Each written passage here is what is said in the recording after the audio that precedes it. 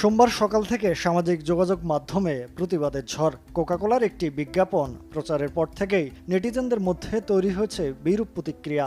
Like, share, comment ও পোস্টের মাধ্যমে বিজ্ঞাপন চিত্রে অভিনয় করা অভিনেতা ও নির্মাতা শরাব আহমেদ জীবন ও শিমুল শর্মাকে বয়কটের ঘোষণা দেওয়া হয়।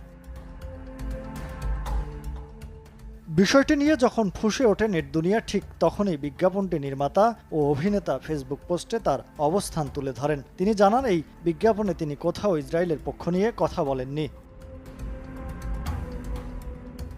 এদিকে আরেক অভিনেতা মডেল শিমুল শর্মাও ক্ষমা চেয়ে দায় স্বীকার করেছেন। তিনি জানান, পরিচয় দেবার মতো অভিনেতা এখনও হয়ে উঠতে পারেননি তিনি। কারণ হিসেবে জানান, অভিনেতা হয়ে উঠতে অধ্যাবসায় দূরদর্শিতা দরকার, সেটা তার এখনও হয়ে ওঠেনি। সে কারণে না বুঝে অভিনয় করেছেন, তাই দর্শক, পরিবার ও দেশের মানুষকে কষ্ট দিয়েছেন। ভবিষ্যতে কোনো কাজ করতে গেলে